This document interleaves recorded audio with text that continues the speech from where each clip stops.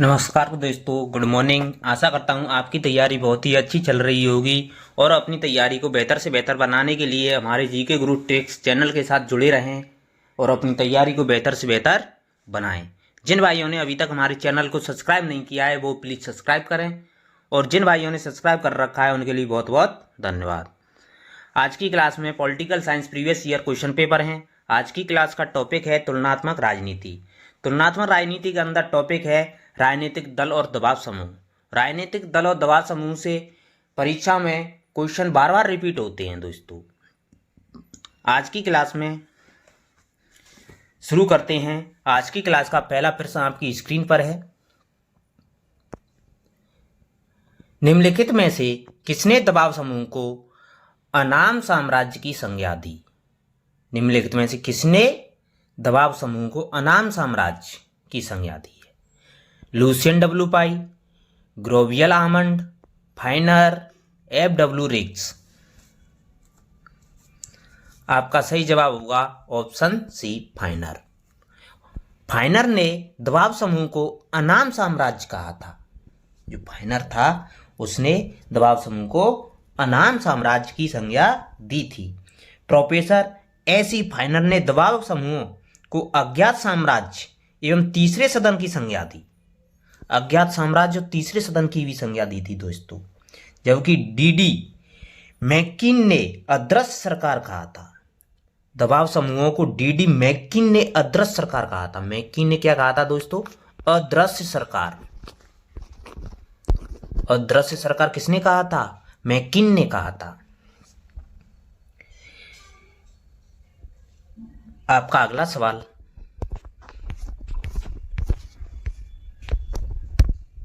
निम्नलिखित में से कौन सी राजनीतिक दल की विशेषता नहीं है? संगठन, संवैधानिक साधनों का प्रयोग, लोकतंत्र में विश्वास, वैचारिक एकता।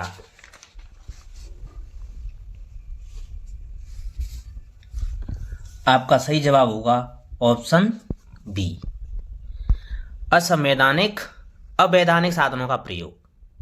राजनीतिक दल की विशेषता नहीं है। राजनीतिक दल की विशेषता है संगठन पाया जाता है, उसमें लोकतंत्र में विश्वास होता है, वैचारिक एकता पाई जाती है, लेकिन अवैधानिक साधनों का प्रयोग नहीं किया जाता है। अवैधानिक साधनों का प्रयोग राजनीतिक दल की विशेषता नहीं है। राजनीतिक दल की निम्न विशेषताएं होती हैं, जैसे संगठन है, लोकतंत्र में विश्वास है, वैचारिक एकता है, शासन पर प्रभुत्व की इच्छा है। राजनीतिक दल केवल संवैधानिक साधनों को ही अपना कर शासन शक्ति पर प्रभुत्व स्थापित करने का प्रयत्न करते हैं। अतः आपका सही जवाब होगा ऑप्शन बी। आपका अगला सवाल, जिन भाइयों ने अभी तक हमारे चैनल को सब्सक्राइब नहीं किया है वो प्लीज चैनल को सब्सक्राइब करें। राजनीतिक दल लोगों का एक समूह है जो ऐसे सिद्धांत पर सहमत हो जिसके द्वारा राष्ट्रीय हित की पूर्ति की जा सके। यह परिभाषा किसने दी? गेटल ने, गार्नर ने, मैकाइवर ने, एडमंड बर्क ने। आपका सही जवाब होगा ऑप्शन डी, एडमंड बर्क ने। आपका अगला सवाल, प्रजातंत्र में राजनीतिक दलों में निम्नलिखित में से कौन सा कार्य नहीं है? लोकमत का निर्माण करना, सरकार का गठन करना, राजनीतिक चेतना का प्रसार करना, प्रेस को नियंत्रित करना। आपका सही जवाब होगा ऑप्शन डी, प्रेस को नियंत्रित करना। प्रजातंत्र में राजनीतिक दलों का प्रमुख कार्य प्रेस को नियंत्रण करना नहीं है। राजनीतिक दलों का प्रजातंत्र में राजनीतिक दलों के कार्य होते हैं लोकमत का निर्माण करना, सरकार का गठन करना, राजनीतिक चेतना का प्रसार करना, लेकिन प्रेस को नियंत्रण नहीं करना होता है। आपका अगला सवाल,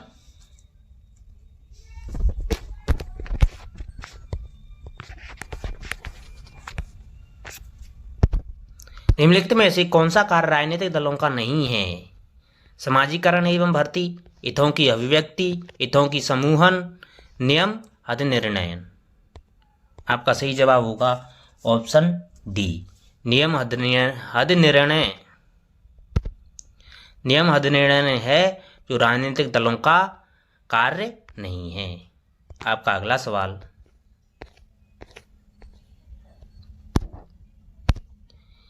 स्टेशियोलॉजी अध्ययन है सांख्यिकी का, चुनावों का, राजनीतिक दलों का, आंदोलनों का? आपका सही जवाब होगा ऑप्शन सी, राजनीतिक दलों का। राजनीतिक दलों का अध्ययन स्टेशियोलॉजी कहलाता है। आपका अगला सवाल,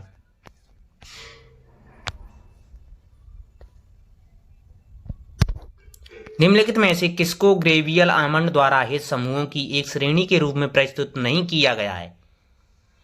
संस्थागत हित समूह, संघीय साचार हित समूह, गैर संघीय असाचार हित समूह, अभिवृत्तिक हित समूह? आपका सही जवाब होगा ऑप्शन डी, अभिवृत्तिक हित समूह। आपका अगला सवाल, पोलित ब्यूरो शब्द संबंधित है कांग्रेस पार्टी से, भारतीय जनता पार्टी से, साम्यवादी पार्टी से, समाजवादी पार्टी से? आपका सही जवाब होगा ऑप्शन सी, साम्यवादी पार्टी से। पोलित ब्यूरो साम्यवादी पार्टी से संबंधित है। आपका अगला सवाल,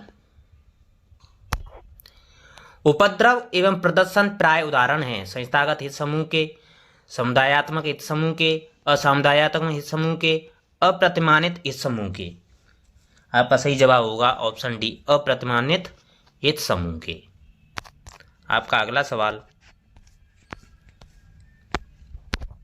राजनीतिक दल किस समय अधिक सक्रिय होते हैं? आम चुनाव में, आर्थिक संकट में, राष्ट्रीय संकट में, सामाजिक संकट में? आपका सही जवाब होगा ऑप्शन ए, आम चुनाव में। राजनीतिक दल सबसे अधिक सक्रिय आम चुनाव में होते हैं। आपका अगला सवाल, दलीय पद्धति के दोषों को इस प्रकार दूर किया जा सकता है: धन द्वारा, बल के द्वारा, आचार संहिता द्वारा, धर्म के द्वारा? आपका सही जवाब होगा ऑप्शन सी, आचार संहिता द्वारा। दलीय पद्धति के दोषों को आचार संहिता द्वारा दूर किया जा सकता है। आपका अगला सवाल,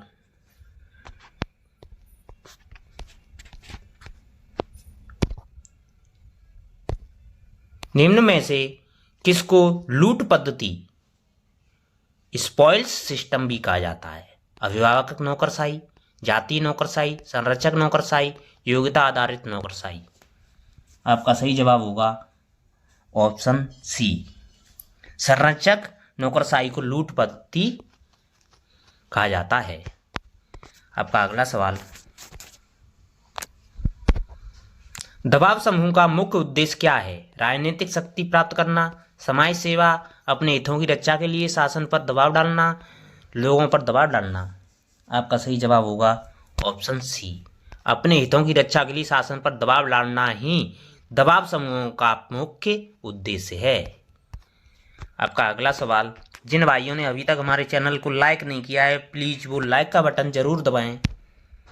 राजनीतिक दलों को राज सत्ता के पीछे की शक्ति के रूप में वर्णित किया गया है: हरमन फाइनर द्वारा, सेबाइन द्वारा, मैकाइवर द्वारा, बर्क द्वारा? आपका सही जवाब होगा ऑप्शन ए, हरमन फाइनर द्वारा।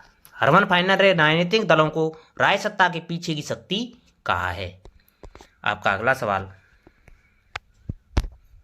दबाव समूहों में तीसरे सदन की संज्ञा अपना ली है, यह कथन किसका है? ब्रायस का, फाइनर का, डाइसी का, लास्की का?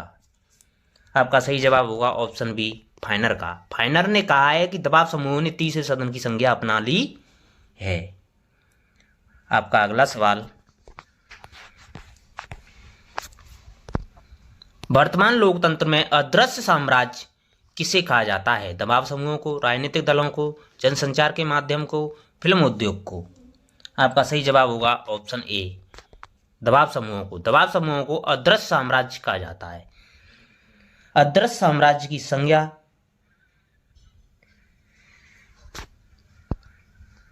दबाव समूह को दी जाती है। आपका अगला सवाल,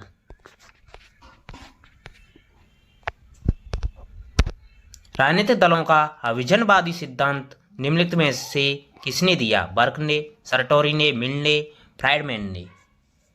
आपका सही जवाब होगा ऑप्शन बी, सरटोरी ने। सरटोरी ने राजनीतिक दलों के अभिजनवादी सिद्धांत का प्रतिपादन किया था। आपका अगला सवाल,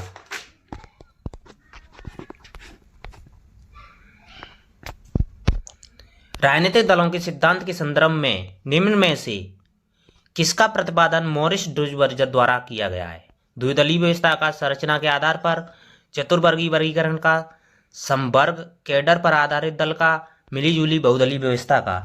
आपका सही जवाब होगा ऑप्शन बी, संरचना के आधार पर चतुर्वर्गीय वर्गीकरण का। आपका अगला सवाल,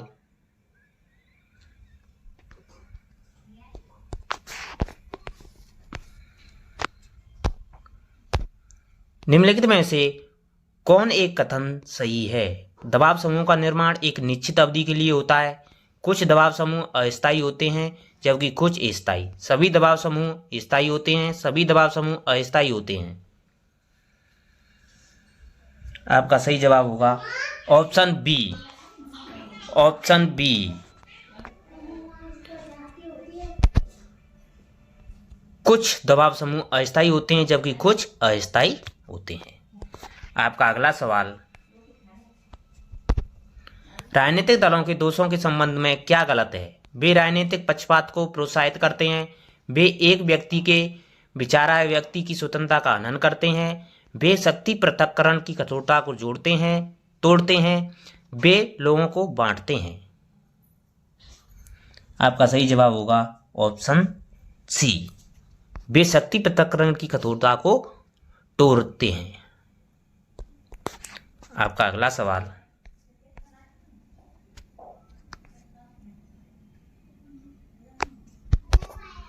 निम्नलिखित में से कौन सा दबाव समूह कार्य नहीं है?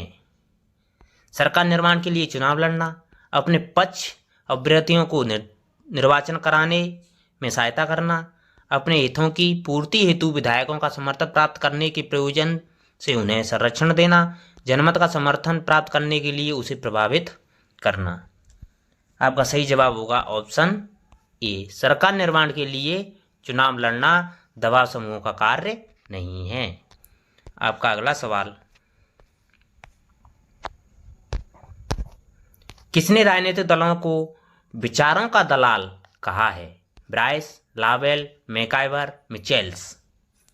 आपका सही जवाब होगा ऑप्शन बी, लावेल। लावेल ने राजनीतिक दलों को विचारों का दलाल कहा है।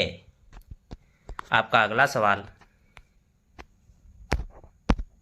निम्नलिखित में से कौन सी वह विशेषता है जो राजनीतिक दलों को दबाव समूहों से भिन्न करती है? दल व्यक्तियों का एक समूह होता है, प्रत्येक दल अपना संगठन होता है, प्रत्येक दल अनिवार्यतः किसी निश्चित राजनीतिक वैचारे की पर आधारित होता है, दल का अपना कोष होता है।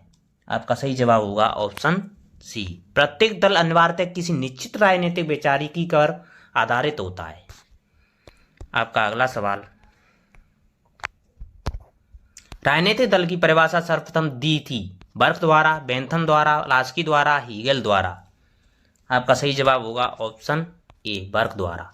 राजनीतिक दल की सबसे पहले परिभाषा बर्क ने दी थी।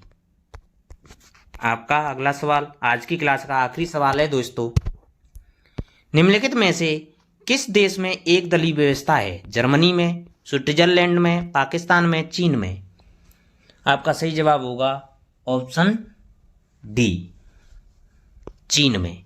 चीन में एक दलीय व्यवस्था पाई जाती है। धन्यवाद दोस्तों, अगर आपको वीडियो पसंद आई हो तो लाइक करें और